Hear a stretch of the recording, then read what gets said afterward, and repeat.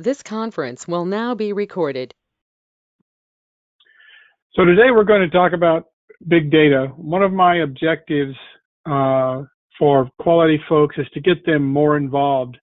What we have going in quality these days is that for some reason people think that the IT folks with artificial intelligence and manufacturing can solve a lot of the quality problems, and they're leaving the quality folks out of the use of big data.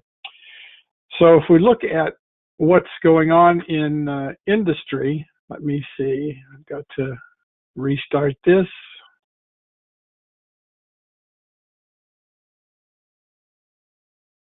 There, are we seeing a single screen? Yes. Okay.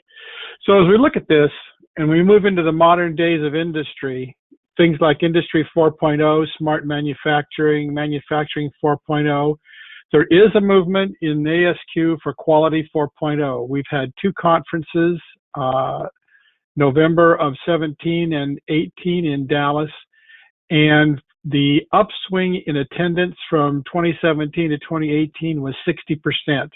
We were bulging at the seams in Dallas last November with Quality 4.0.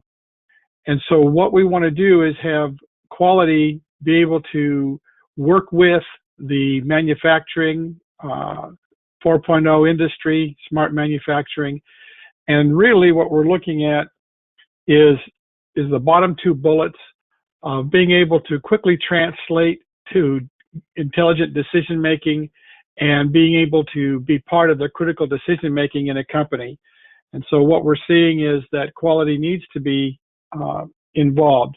And one of the things I think we should be thinking about is that quality folks need to be more innovative, and I think you'll enjoy this.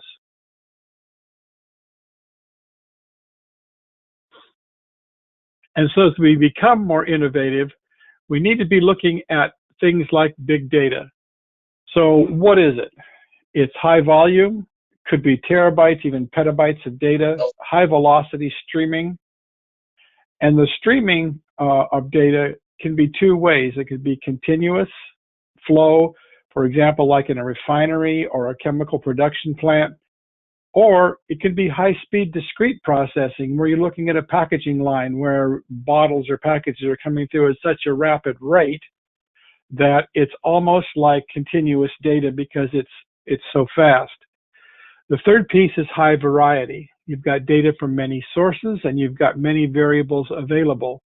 So when we look at things like the Internet of Things that produces all three of these from connected devices, many of you may have smart meters on your home from your utility.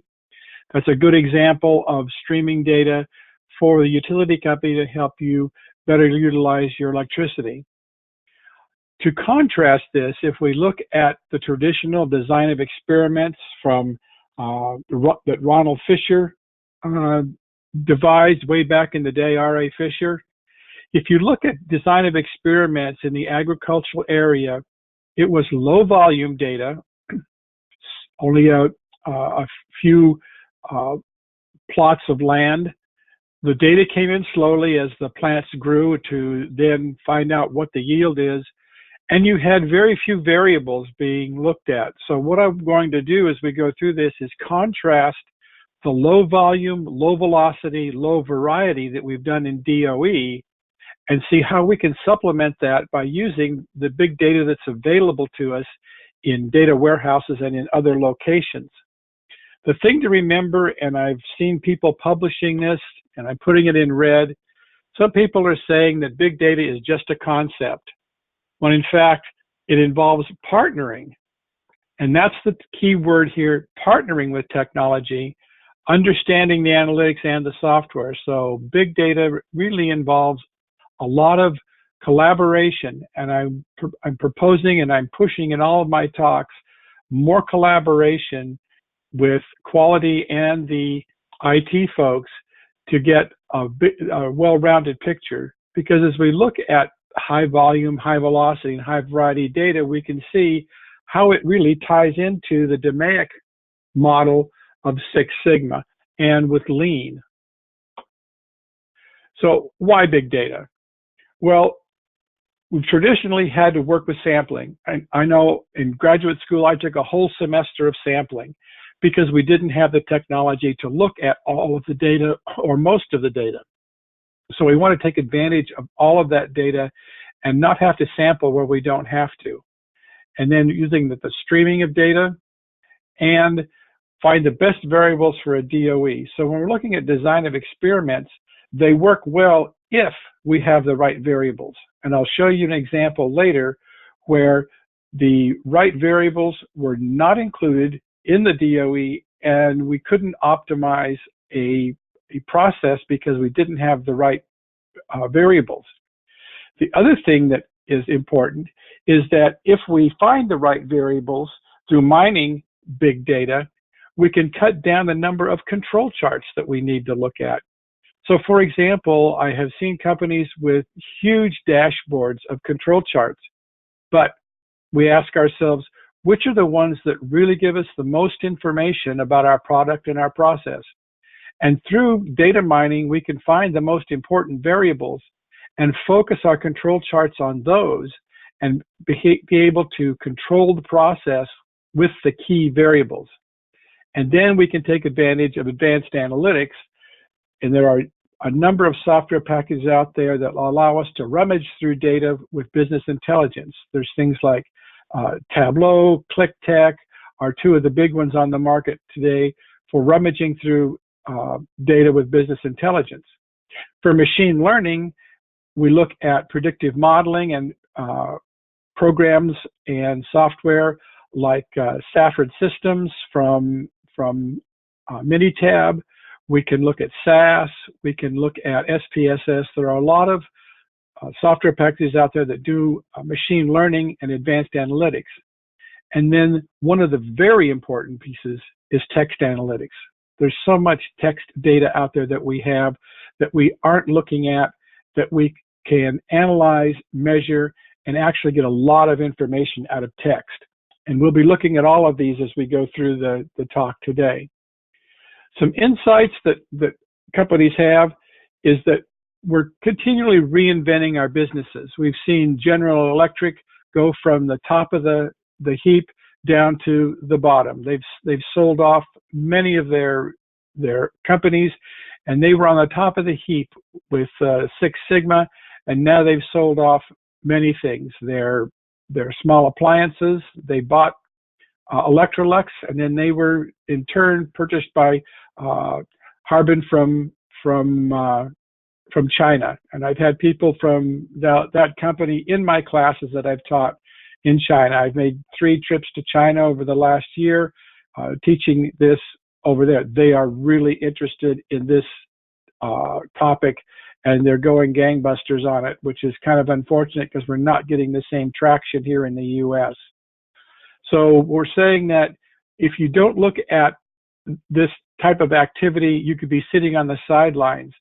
And the big thing that is being talked about is the digital transformation. What are we doing with all of that data? Are we just hoarding it, or are we actually using it for making decisions? But not everybody will succeed. As you can see in the footnote, Walmart is struggling with this. And so it's a matter of bringing quality into the 21st century with technology to participate in this activity with the technology people. Some rules that have come up that are supposedly new rules for business. Easy, effective, and emotional customer experiences. Focus operations on customer value. Building platforms to accelerate partnerships and scale. Innovate at the intersection of experiences and operations. New? No, most quality professionals have known most of these for decades. Why they're being called new is because quality is not being involved in a lot of the collaboration, and consequently, people are trying to reinvent what we already know and that we need to participate with in the organization, and we need to have our voices heard with management.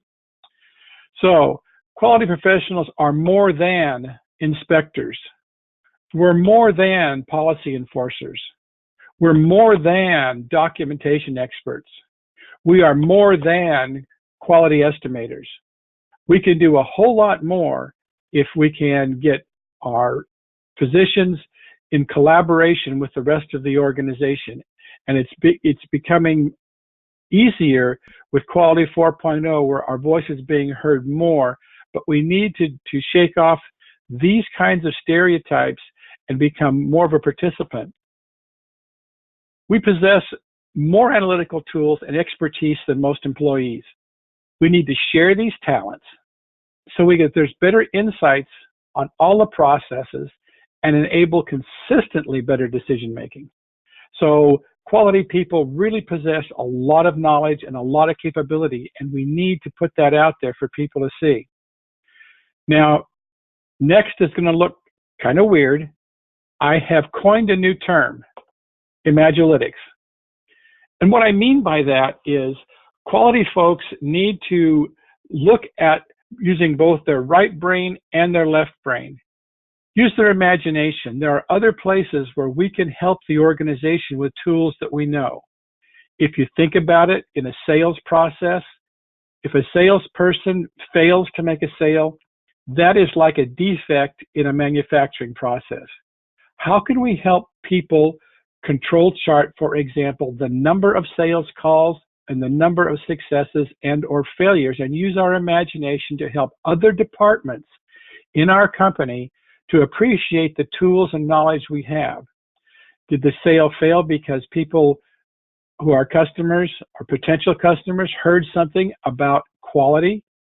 Is there something we can help the sales department with our knowledge of products, of how to better sell and inform customers about our products?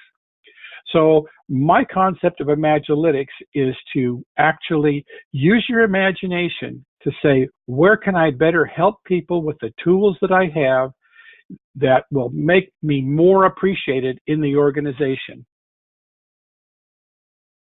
I published a paper in September of 2017 in Quality Progress. It was titled Data Disruption, and it's about disruptive analytics. The two important pieces here that came out of this for some people, and I received this slide from another colleague, that the important part that they saw was the view of data at rest and data in motion.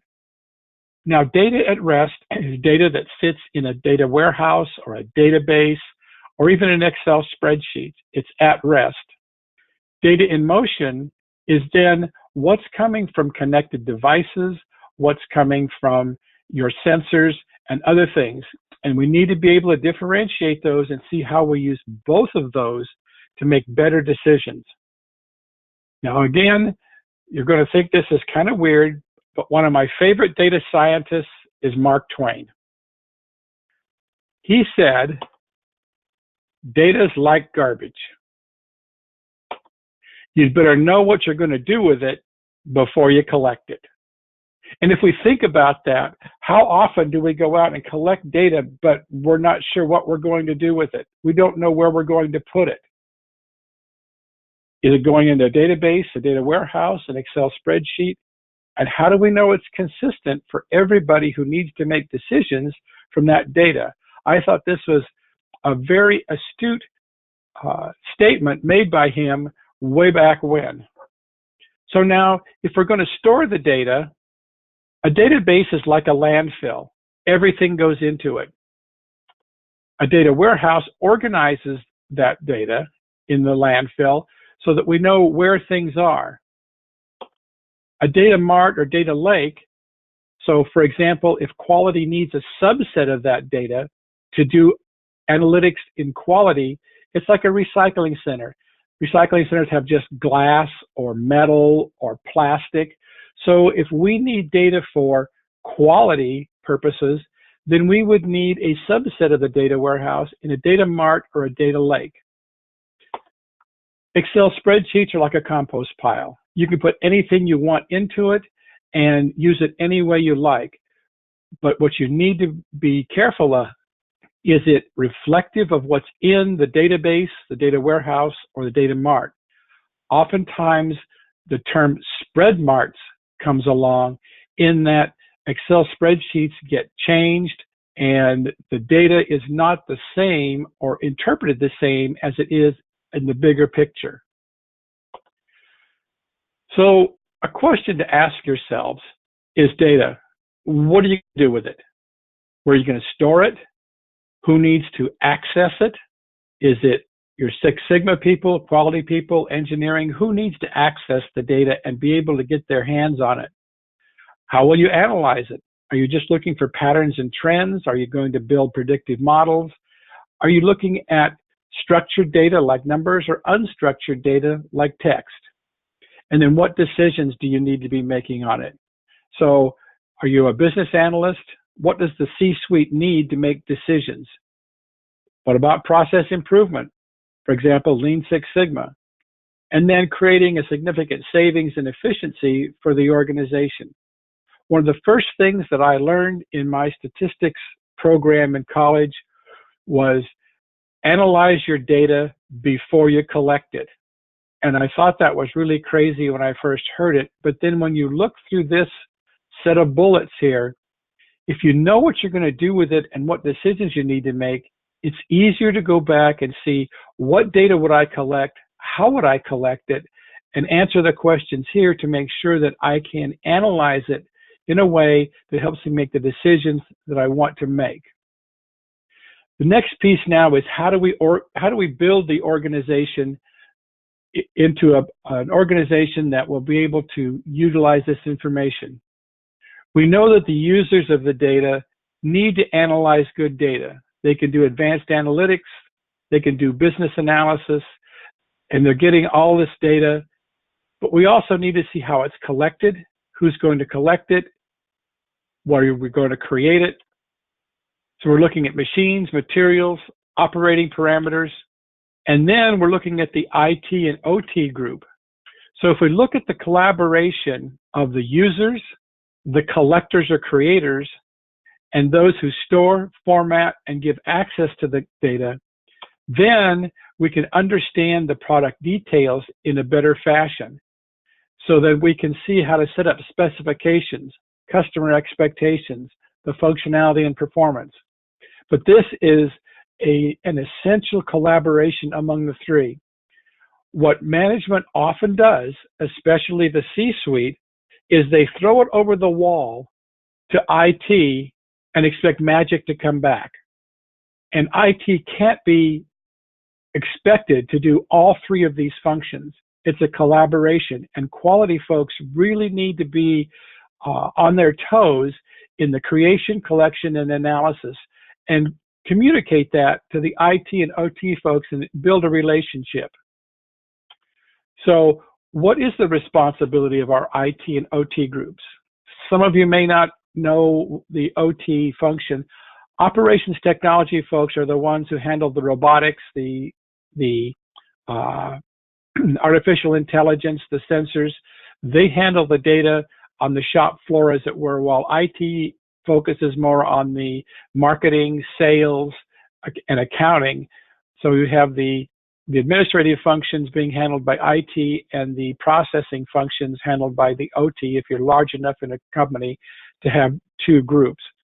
So what are their responsibilities? Well, they need to help you figure out how to store it, and then very important, formatting it for analytics. Is it formatted in a way that you can extract it and put it into a software package easily? And then providing you access. If you don't have access to the data, it's just being hoarded, and that's it. Here, the historian systems are things like OSI Pi Historian, which are databases that come off of high-speed sensors. So many of you may have high-speed sensors going into a historian database. They need to ensure the quality of the data, and then they need to help you combine relevant data if it's from multiple sources, master data management and joining tables and things like that. So these are the responsibilities that IT has, and you need to work with them to make sure that you get what you need, because here's the biggest frustration. And I've heard paper after paper at conferences recently where they say big data is fantastic, but I can't get to it. People just don't give me access to the data. And if you don't have access, then it's just hoarding of data. So now let's talk about some tools that we can use along these along these lines. I'm proposing 7 newer tools for big data: text, machine learning with predictive modeling, network diagrams.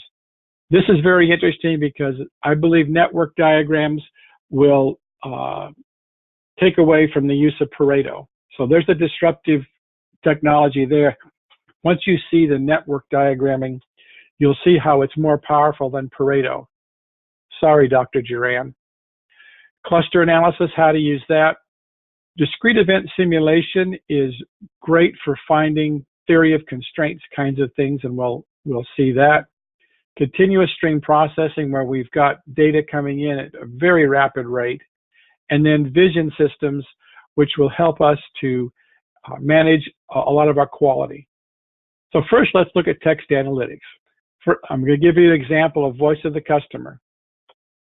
So the objective is to find the current trend, maybe new products, market share, surveys versus social media. So again, I'm doing a disruptive thing here with text analytics over surveys, for example, using social media over surveys.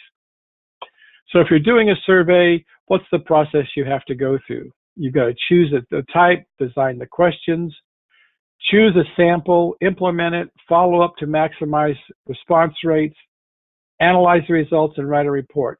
How long does that take? Now, I'm not saying that we should abandon surveys. I'm saying that we should evaluate how much time we have between what we need to do and the information we get back. Could the feeling of the customer have changed during the time we take to go through this process to get the right information to make the right decisions?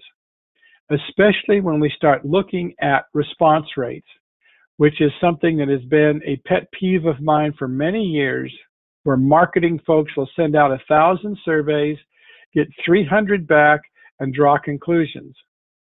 Usually that contains responder bias.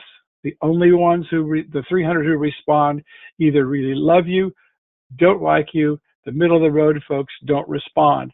So I have always had a kind of a thing about surveying and doing surveying right, because if we look at response rates, let's say that ASQ put out a question that said, should they continue pursuing quality 4.0, yes or no?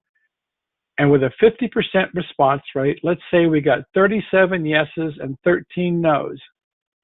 Well, it looks like, yes, they should pursue it. But what if the other 50 who did not respond said no? Now we have an opposite response, which is why response rates are so important. Even a 60% response rate could change the conclusion, or a 70% response rate. Then we're starting to get into an area of confidence in our results. So now when we start looking at that, and we start looking at text analysis, there are a couple of things. Someone needs to go on mute. Excuse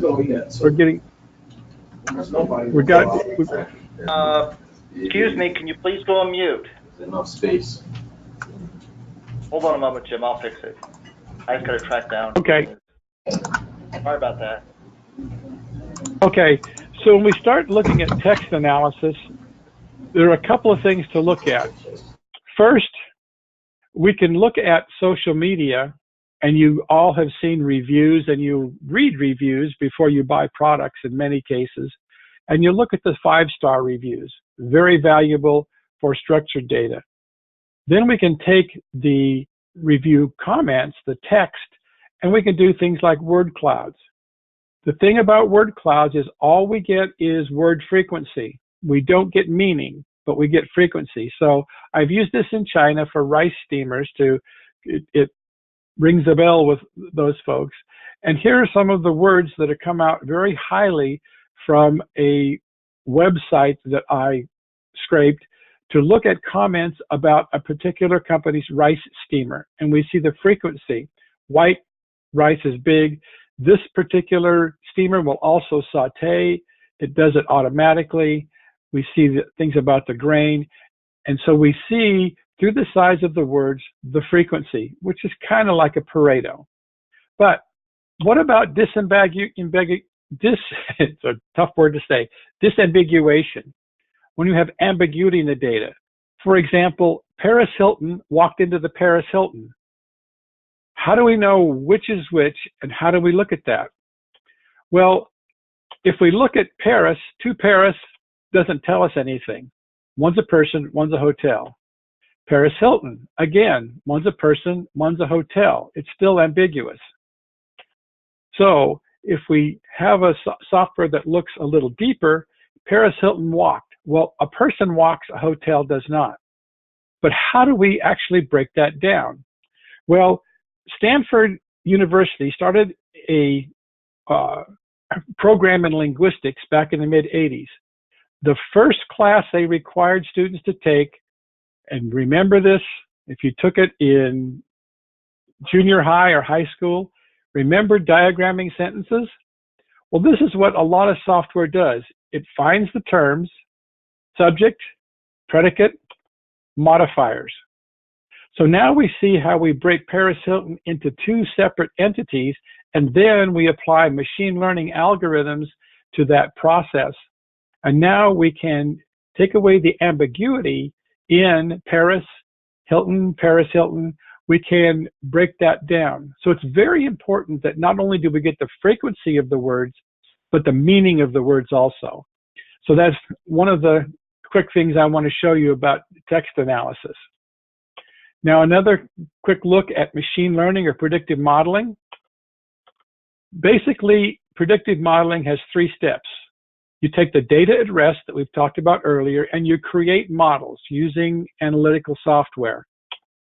Then you take data in motion and start searching, testing, and refining to find signals and differences to refine the models, make the models better.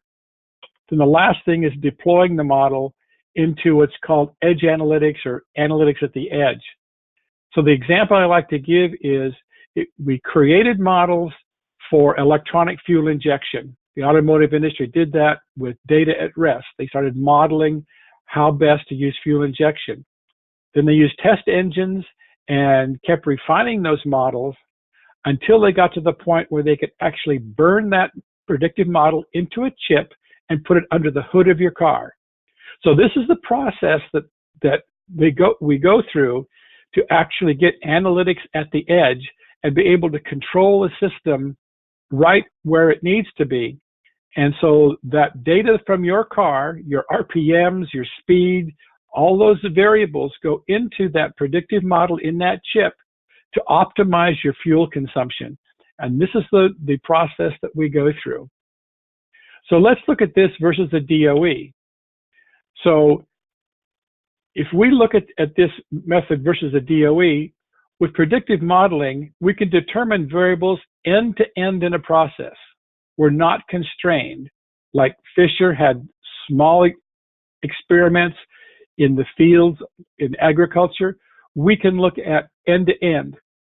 And then we can perform the analytics, find the key contributing variables, and then if we want to, we can redesign the DOE because now we know what the key variables are, and now we can have a control study with the DOE with better understanding of what variables we would look at. So what's the workflow for machine learning? The workflow here is we can take supervised and unsupervised data, extract the features, we can throw new data in to keep testing it, that data in motion, put it through the algorithms, we can look at grouping data, predictive modeling, annotating that data, and we can go all the way through this process. So not only produces annotated data, but also analytics at the edge and control chips.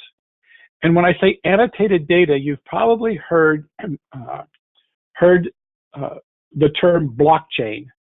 Blockchain is a big deal now, and I read and I read and I read and I didn't understand it, and I ran into somebody at the Quality 4.0 conference that said, oh, it's really simple. And I thought, yeah, right.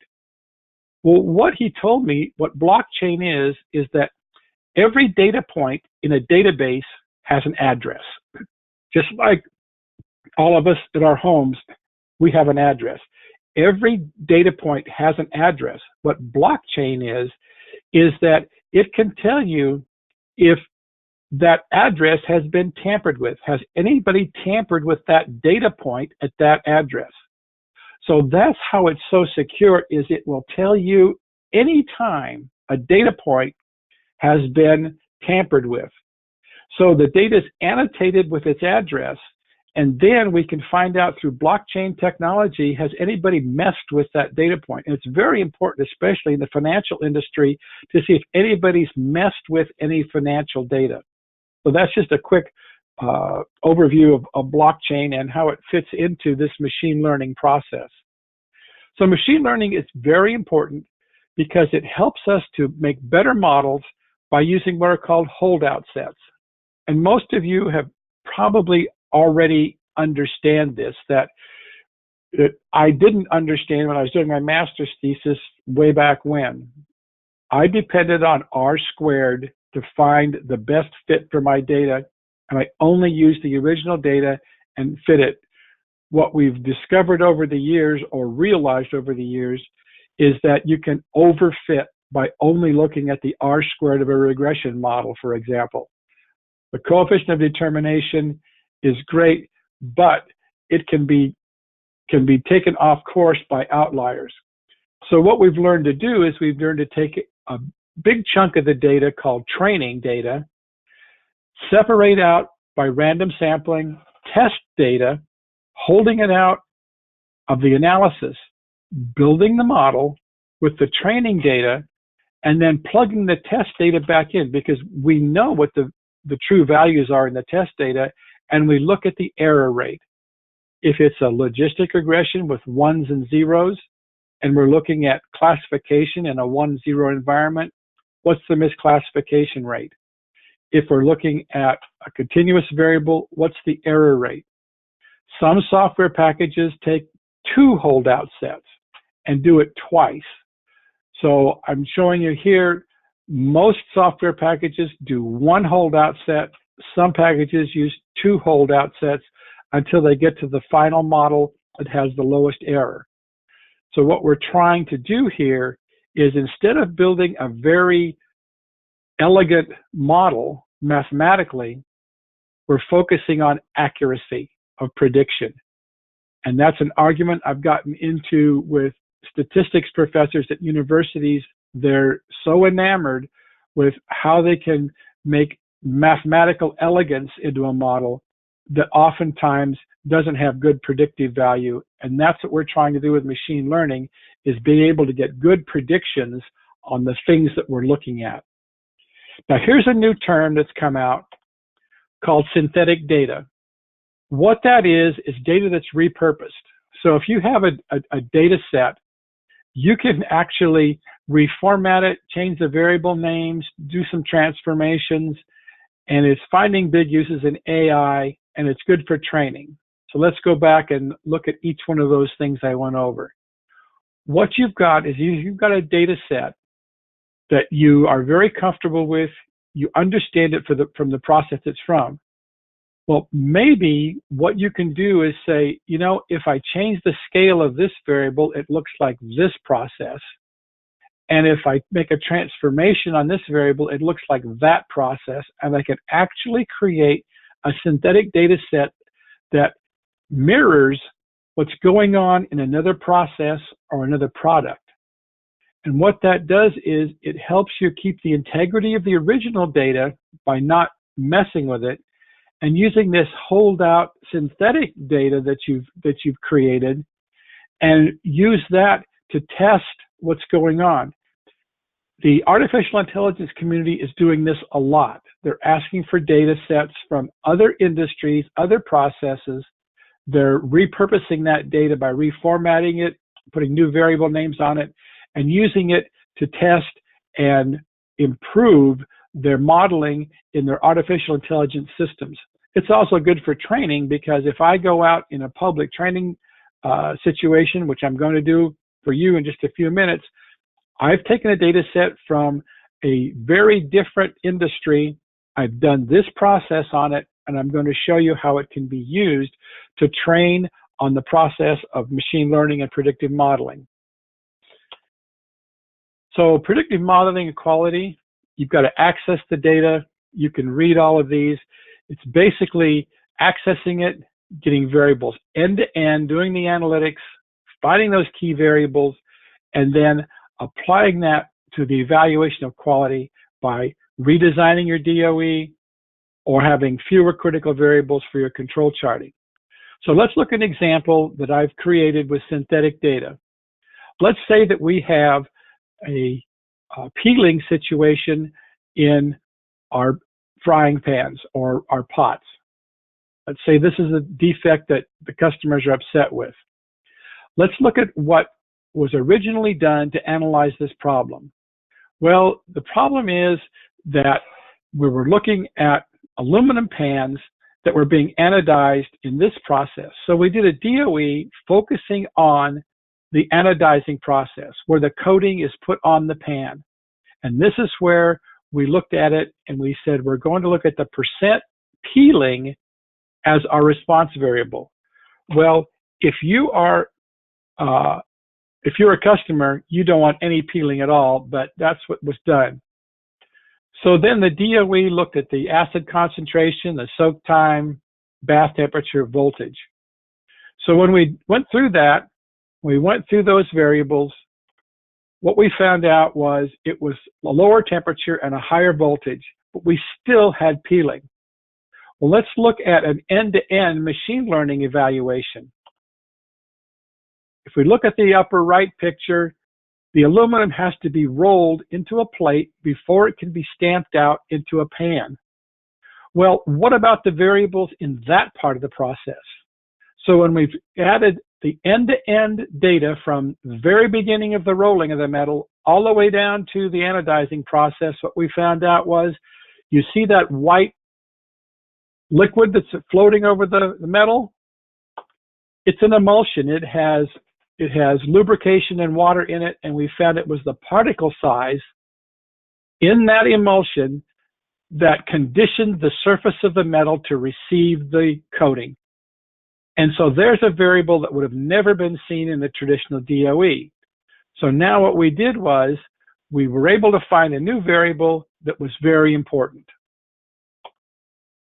The second thing is partner with your IT people and say, hey, you know, these are the important variables. These are the ones I need in my data mart. Don't waste space and time on the other variables right now. But every 6 months or so, we'll go back and look at all of them and see if that's changed. But now what you've done is you've reduced the amount of data that you're asking your IT people folks to put into your data, where your data mart. And so they are happier because they're not doing as much work, and you're still getting the information you need with a negotiation that you can revisit that, say, every 6 months. Another example of machine learning are decision trees. Decision trees are where you can find interaction. And the interaction is very important. So in a decision tree, as you come down, it's breaking branches off of what each variable can do and at what level. So there's an example of some algorithms of decision trees. Many of the earlier software packages use C4.5, CART, and CHAD, and you can examine those. But decision trees have two very important purposes. One, it helps you find interactions. And number two, it gives you a visual to explain why you want to look at certain variables, and you can explain that to management.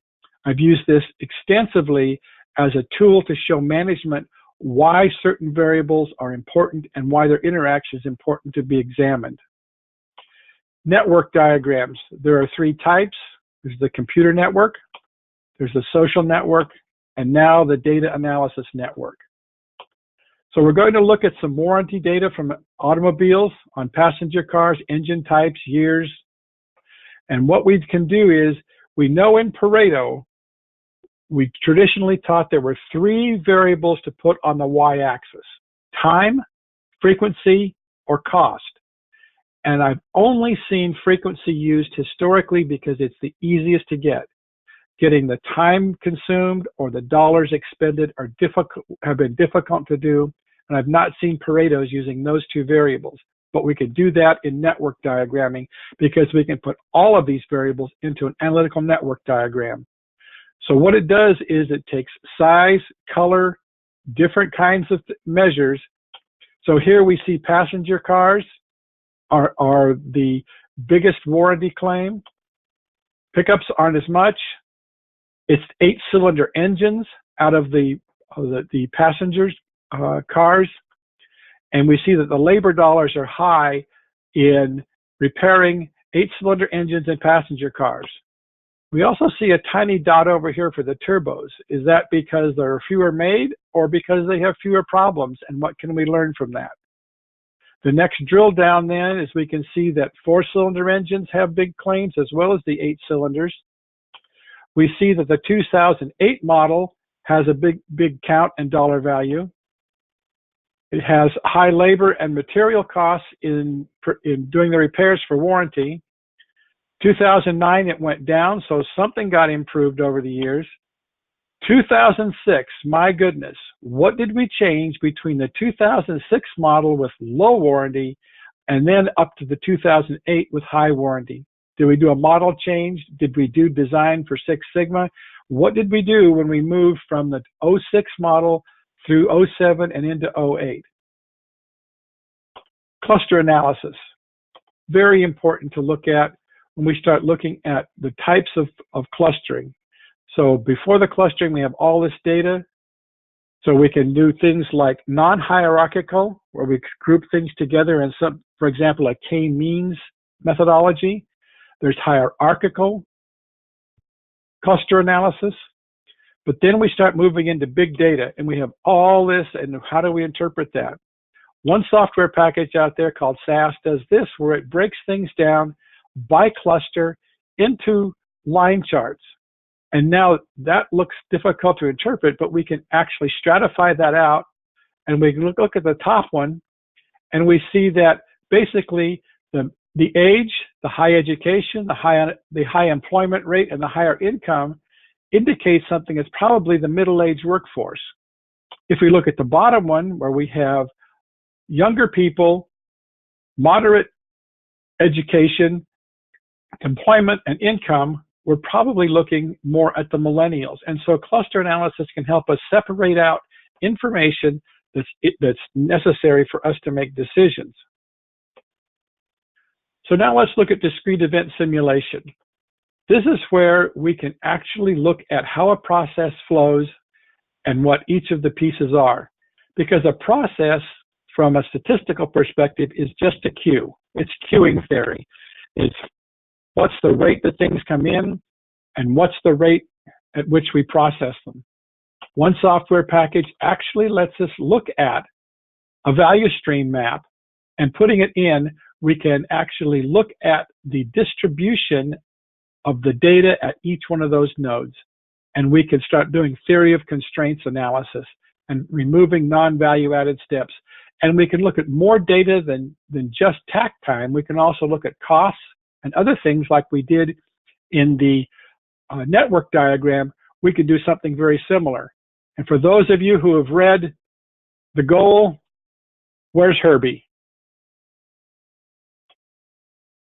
Continuous stream processing. So if we've got a high-speed packaging line or a high-speed manufacturing line, we're looking at throughput, the number of events going through, and then the latency, how much time it takes for each event to be processed. So how long does it take to fill a bottle of soda or a can of beer or something like that? So on the left-hand side, we have the traditional sampling control chart. What we have now is software that will look at that data over time very rapidly and match things up between the actual and the predicted, and we can watch it that way. And on the top, and then on the bottom, we can actually see signal to noise and see where there's a signal that gives us information similar to an out of control point in the control chart. The one on the bottom right, I call control charts on steroids, because we can use most of the control chart rules in this process very rapidly as the data comes through in, for example, nanoseconds. And lastly, in the 7 tools, vision systems. So we can do what we said earlier, like the electronic fuel injection. We could build models and put them right at the source. So the vision system has a model that says, okay, this is good or this is bad, and it will actually look at the product and the process and make a decision from the analytics at the edge in the chip that's been burned into and placed in, for example, a PLC, a programmable logic controller that's right on the edge. If you look at the upper right, you'll see the PLC there with the line going down to the little bar that's knocking the defective can off the line.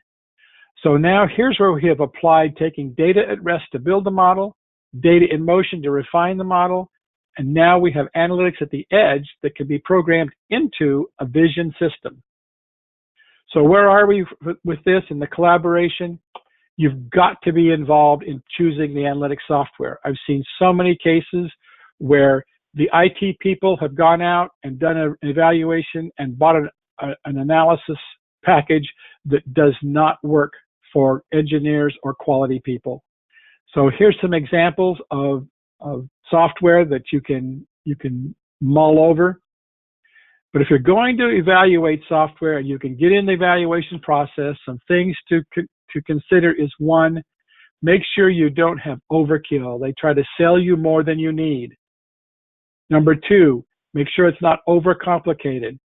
If your folks can't easily install it and configure it, rethink it.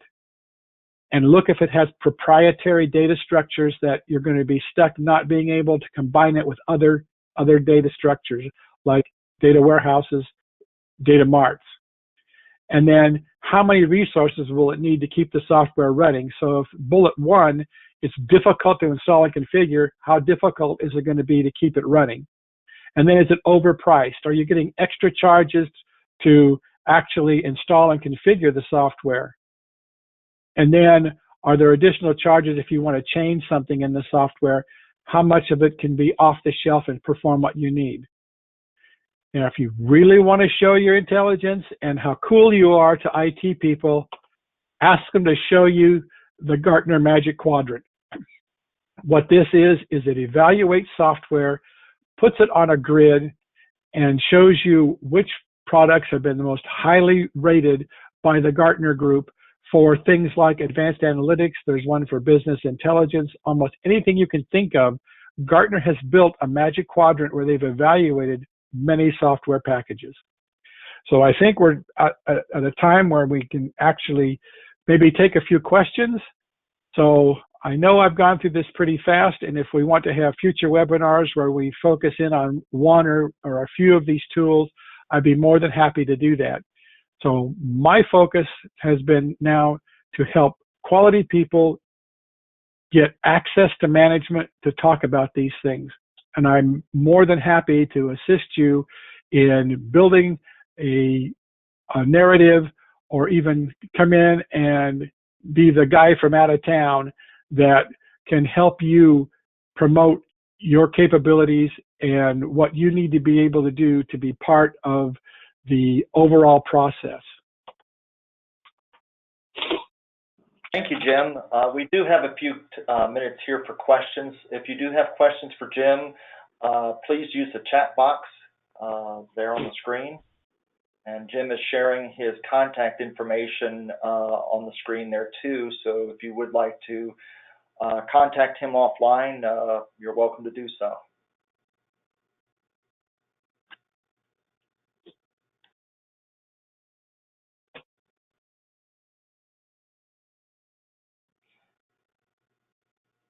And while we're waiting for questions to come in, I will remind everybody that our next webinar is Tuesday, January the 15th.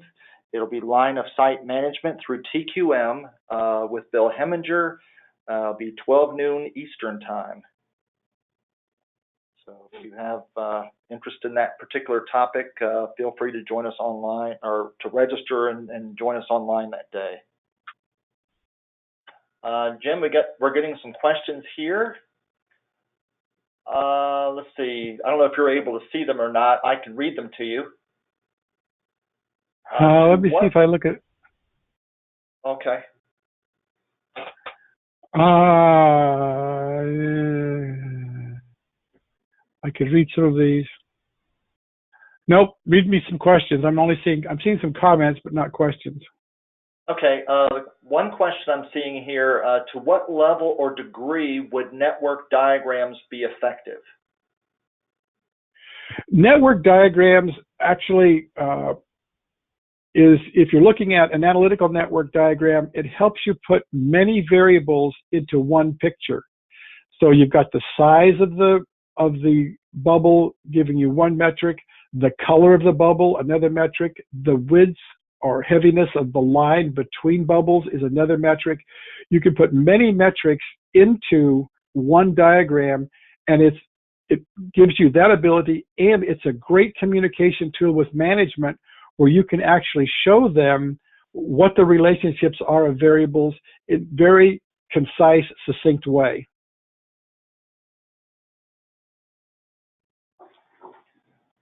Okay, let's see. We have a couple more minutes. If we can, oh, we got like about 3 minutes. So if anybody would like to submit another question, we do have time for it. Okay, I see one on blockchain. On blockchain, if you're looking at data in a manufacturing setting, and you've got things where you really need to make sure that the data is consistent and has not been tampered with, it's very important that blockchain be considered on anything that is a secure database, especially those of you who are in secure areas. For example, if you're in government or let's say military applications or anything, if you're a military contractor and you need to make sure that your data is accurate consistently, your databases could be protected with blockchain for security purposes.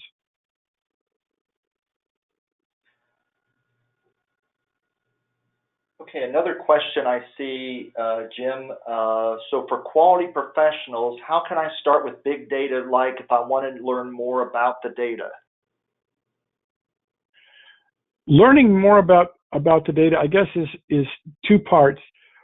One is, what do you understand? And I'm gonna put this over to another question I've seen come up in the chat, is that with big data, there's a lot of information out there that you can study, number one. But number two, start looking at your processes and look at all the steps and look at the potential.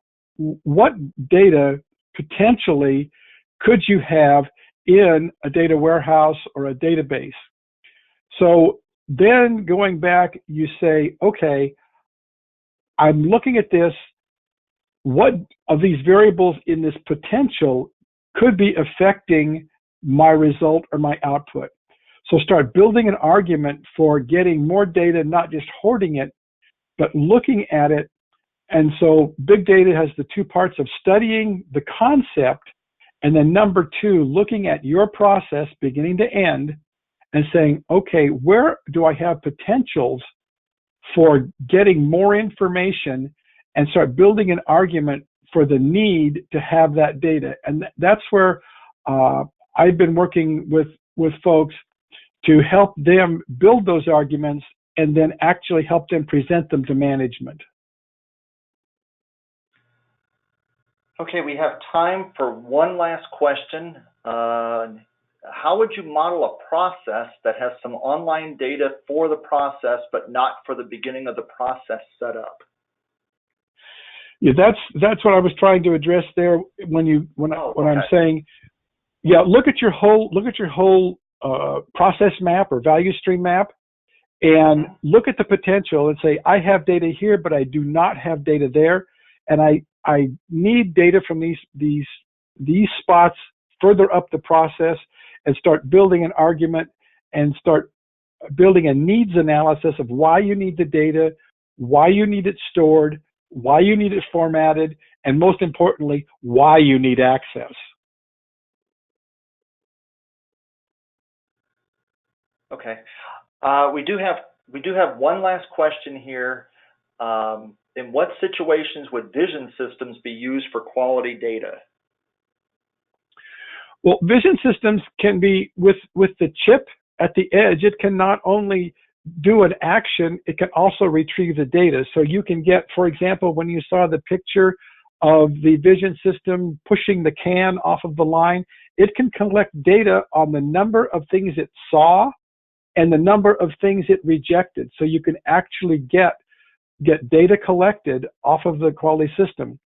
And the other example it showed with the like an Accuray type of system where it's looking at paper or sheet metal coming through, and it's looking at that and looking at gauge and surface quality. It can collect data off of that as well as perform actions. It can collect the data for going into a data at rest database for examination later, and then building data in motion and reprogramming the vision system to better interpret the quality of what it's looking at by using the historical data and the data in motion to improve the models.